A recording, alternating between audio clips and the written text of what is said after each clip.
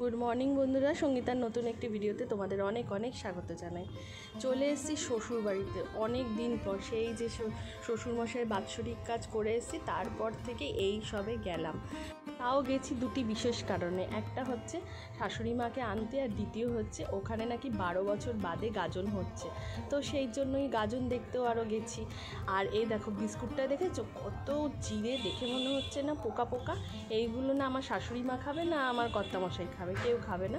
তো মামা শ্বশুর নিয়ে এসেছিলেন বিস্কুট, আমার শাশুড়ি মা আমার জন্য রেখে দিয়েছে, কারণ জানে যে এগুলো সঙ্গীতা ছাড়া কেউ খাবে না।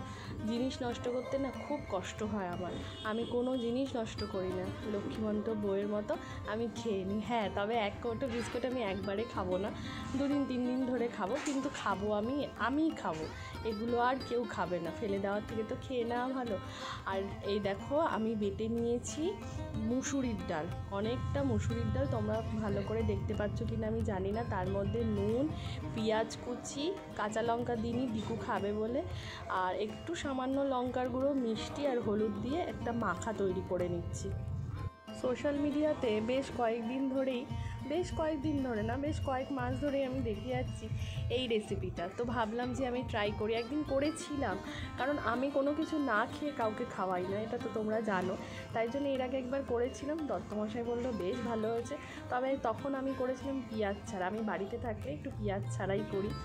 আর এখানে একটু পেঁয়াজ দিয়েছি কুমড়ো পাতার মধ্যে, কুমড়ো পাতাগুলোকে ভালো করে ধুয়ে তার মধ্যে মুসুরির ডালটা ভালো করে মেখে নিচ্ছি। এইবার পাট করে এগুলোকে বন্ধ করব, আর তার ওপর থেকে মুসুরির ডালগুলো মেশাবো। জানো তো, এইবার না মানে গাজন উপলক্ষে চলে তো এসছি। আমার মাসি শাশুড়ি বারবার বলেছিল যেও না, ওখানে বিভৎস গরম। আমি ভাবলাম দুদিনের ব্যাপার, যাই না, কি আছে। এখানে এসে এত বিপদে পড়ে গেছি, বিশাল গরম, মানে গরমে টিকতে পারছি না। ছেলেটাও নাজেহাল অবস্থা, সে এবার বেশি একটা দুষ্টুমি করেনি, ঘরের মধ্যেই ছিল, টিভি দেখেছে। কিন্তু এতটা গরম না, সকাল 8টার সময় মনে হয় কি দুপুর 11টা বেজে, মানে সকাল 11টা বেজে গেছে। সময়তে একটুও বোঝা যায় না কটা বাজে না বাজে। ভোর 5টা থেকে মনে হয় কি যে সকাল 8টা বেজে গেছে, এতটাই প্রখর রোদ, আর সেরকম হচ্ছে গরম, মানে টিকতে পারা যাচ্ছে না, আমি তো মানে এই প্রথম ওখানে গিয়ে নাইটি পরেই ছিলাম, শাড়ি খুব একটা পরিনি। আমি ব্যাগ ভর্তি করে জামা কাপড় নিয়ে গেছিলাম ঠিকই, কিন্তু পরিনি। এত গরমে আমার অবস্থা খারাপ হয়ে গেছে, খালি মনে হচ্ছে যে কখন যাবো। শাশুড়ি মাকে বললাম চলো, শাশুড়ি মা বলছে না, এসছো যখন এতদিন বাদে 2 দিন থাকো। তো যাই হোক, আসলে 2 দিন থাকাটা কোনো ব্যাপার না, কিন্তু এত গরমে না আমার মানে হিট র্যাশ হয়ে গেছে, তোমাদেরকে পরে দেখাবো। ওখানে বিভৎস বাজে অবস্থা হয়ে গেছে। তো এবার বলবে যে ওখানে কি মানুষ বসবাস করে না? 100 বার। ওখানকার মানুষরা না আবার আমাদের কলকাতায় এসে থাকতে পারবে না, তাদের মনে হবে বদ্ধ ঘর, ফ্ল্যাটে থাকতে পারবে না। তারা খোলামেলা থেকে অভ্যাস, তারা এই গরম সহ্য করে অভ্যাস, কিন্তু আমাদের তো এরকম গরম সহ্য করার অভ্যাস নেই। বিশেষ করে আমার তো এরকম গরম সহ্য করার অভ্যাস নেই, ভীষণ গরম লাগছে। তবে কি আমি কি সারাক্ষণ এসি চালিয়ে রাখি? না, একদমই না। আমিও কাজবাজ করি, বাইরে বেরাই, সব বেরাই, কিন্তু এটা হচ্ছে মানে অতিরিক্ত গরম, মানে না একটু হাওয়া আছে, দম বন্ধ করা পরিবেশ। যাই হোক, আমার তো খুব কষ্ট হয়েছে। দেখো পিছন দিকে আমার ননদ সমানে কাজ করে যাচ্ছে, এদিকে আমিও কাজ করছি।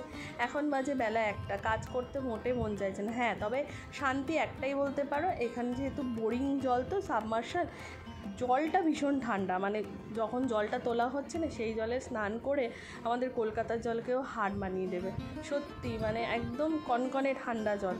তো যাই হোক, এইভাবে প্রতিটা পাতা এখন মাখিয়ে নিয়েছি। এইবার কি হয়েছে জানো, পাতাগুলোর পেছন দিকেও মাখাতে হয়, যেহেতু ডাল আর বাটা ছিল না। আমি কি করেছি, একটা বেসনের ব্যাটার করেছি, বেসন দিয়েছি, তার মধ্যে সামান্য একটু চালের গুঁড়ো দিয়েছি, নুন, হলুদ, মিষ্টি সব দিয়ে একটা একদম ঘন একটা গোলা তৈরি করেছি। তার মধ্যে এই বড়াগুলোকে পিছন দিকটা চুবিয়েছি, ওপর দিকটা না। ওপর দিকটা দেখতে পাচ্ছ তো, তোমার মুসুরির ডাল দেওয়াই আছে, পিছন দিকটা একটুখানি লাগিয়ে নিয়ে এইভাবে আমি দিয়ে দিয়েছি তেলের মধ্যে। না হলে পিছন দিকটা না দিলে কীরকম লাগে। আর খেতে সত্যি খুব ভালো হয়েছিল। কতুলপুর আসি তখন তো খুব এক্সাইটমেন্টে ছিলাম যে প্রচুর ভিডিও করব, এইবার অনেক কিছু করব, কিন্তু গরমের চক্করে আমি সেরকমভাবে কিচ্ছু ভিডিও করতে পারিনি, কিচ্ছু না। মানে এই যে আমি এসছি এটাইও যথেষ্ট।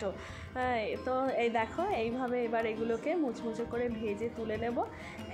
এখন আমি অল্প করে ভাজবো, খাওয়ার সময় আরেকবার তো গরম করতে হবে, তখন আরেকবার ভেজে নেব, ব্যাস তাহলেই রেডি হয়ে যাবে কুমড়ো পাতার বড়া।